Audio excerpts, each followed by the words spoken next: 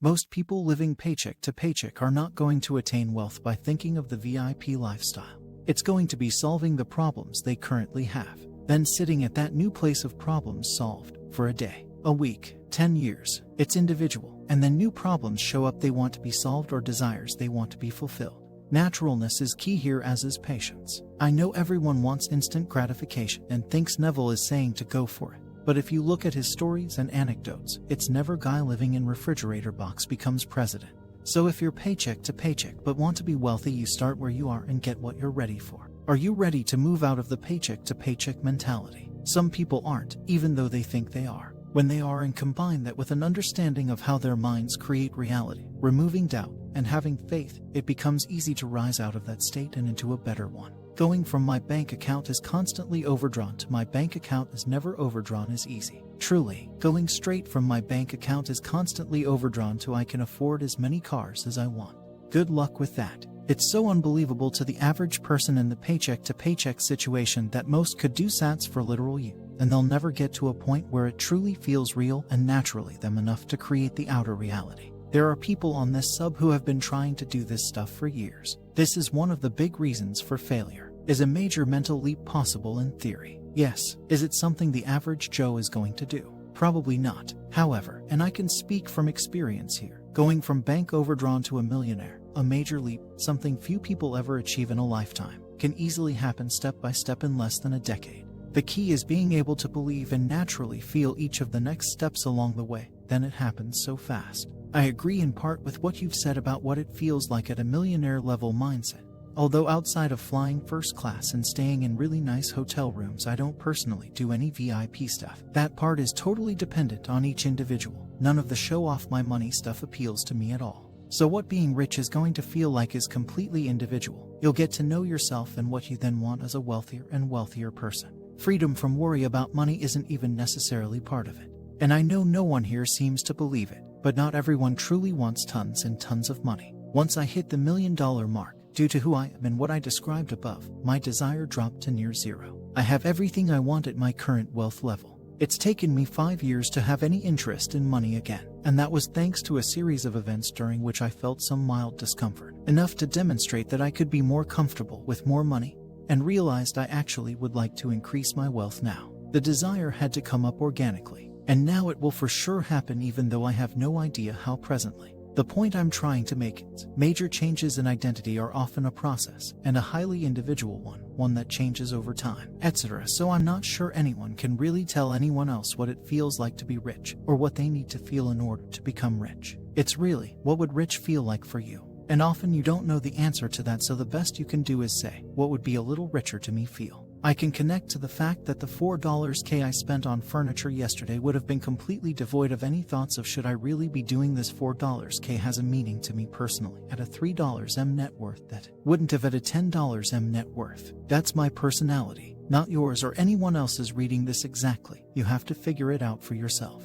Here is what worked for me. Eliminating limiting beliefs and negative beliefs. I had created too many negative thoughts about money due to a time when I was quite broke, hated and jealous of kids with rich parents, etc. Conjuring that perfect self-concept for myself and envisioning the beautiful life I would like to live. I believed firmly that I would achieve that life of abundance. That had been the first step back then. Meditation really helped me with eliminating negative beliefs. As I continued to practice meditation, there was a time when all the misfortunes I thought I faced in the past, the stories of lack I created, flashed before my eyes. I felt bitter and so negative during meditation. Started to hate meditation. Later I learned from different sources. During meditation, deep-rooted beliefs and negativities come up to the surface and fade away. Negativities came during meditation again, but I firmly smiled and thought about the future I envisioned and the person I see myself to be. I thought of those negativities as just fading away and on their last legs. That way I was able to toss away the negativities. Now I feel perfect peace, love, and joy in meditation.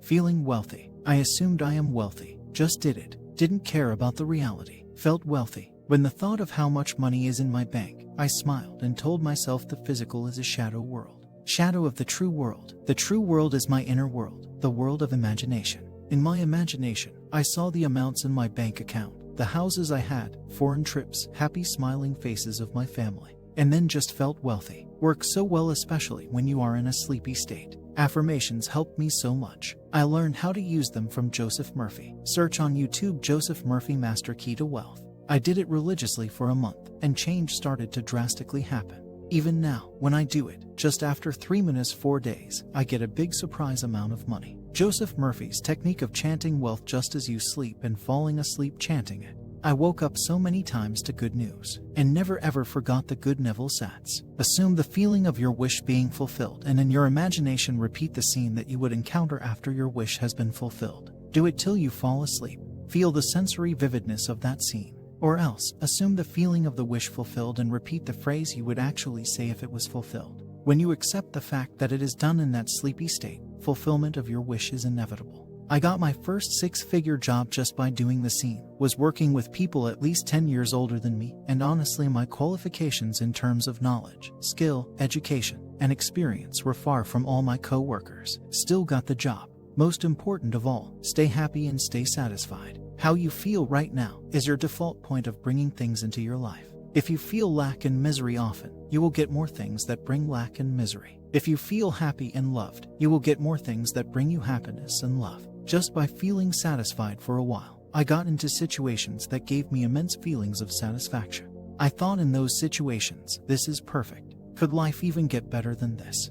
I tend to ask myself many times a day, how am I feeling right now? What can I do to feel better? Writing a gratitude diary and a book of positive aspects every day helped me so much to be an internally happy person, not to mention cured my years-old depression. A rich mindset is about abundance, a poor mindset is about scarcity. I noticed this psychological quirk every time I tried to manifest more money into my life. The times when money came pouring in from various employment avenues such as from stocks, salary, side hustles, etc., it was because I had this mindset that focused on abundance. It wasn't so much a focus on money per se, just that money could be made very easily. You can always make more money. I truly do believe that, and I am always saying that to myself and my friends. When you believe that, you suddenly get opportunities to make more money. The opportunities may not even be foreseeable, let alone linear. One time I needed to make an extra $5,000 because I was moving. I was a student then, and so I was on minimum wage with shift work. In the last 2 months, I suddenly had this great idea to sell all of my books. I also had pristine collectibles, and all of these things I didn't really need and also didn't really feel connected to anymore on an emotional level. So, I sold them, and they all sold surprisingly quickly. I just remember thinking, selling stuff is easy, making money is easy. I didn't even think I sold that much, but I did. I also love to draw and am quite good at it. Suddenly, people were asking me to design things for them, or they'd offer to pay me for portrait drawings. I got quite a lot of requests, and did them on the side on weekends whenever I had time.